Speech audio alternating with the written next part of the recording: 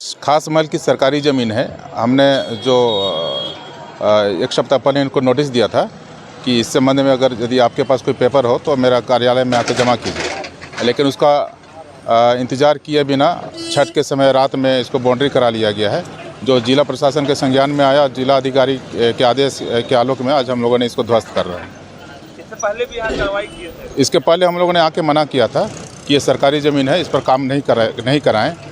इसके बावजूद भी इसमें रात के वक्त में इसको खड़ा कर दिया गया सीट से, और जिला प्रशासन के आदेश से हम लोग आए हैं और इसको ध्वस्त कर रहे हैं।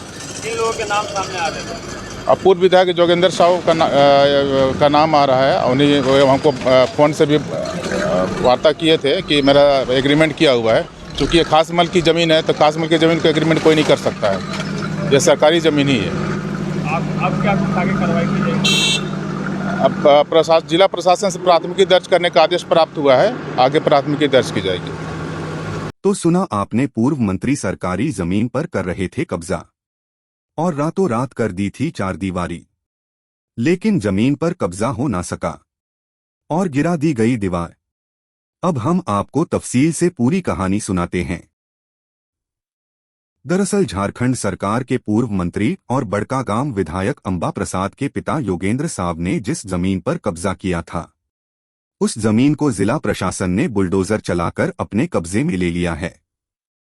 योगेंद्र साव पर प्राथमिक की भी दर्ज करने की बात सामने आई है, लेकिन अभी तक कोई जानकारी पुलिस ने नहीं दी है। लेकिन खबर है कि इस मामले में योगेंद्र साव पर FIR दर्ज हो सकता है।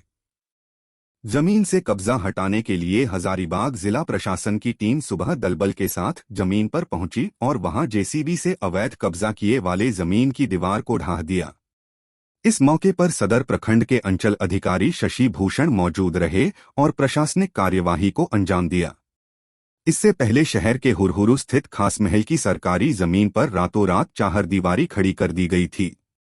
गौरतलब है कि 11 नवंबर को खास महल की जमीन के मालिकाना हक को लेकर विवाद हुआ था और जांच के बाद CO ने तत्काल सभी प्रकार के निर्माण पर रोक लगा दिया गया था।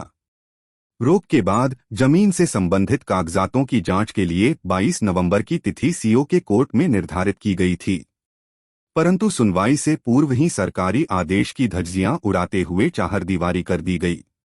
ज्ञात हो कि जमीन पर कब्जा जमाने का आरोप पूर्व में भी कांग्रेस नेता योगेंद्र साव पर लगा था, लेकिन इस बार CO शशि भूषण के मजबूत इरादे के कारण सरकारी जमीन बच गई और जांच करने के बाद नोटिस भेजकर पुलिस की मदद से काम को बंद करा दिया गया।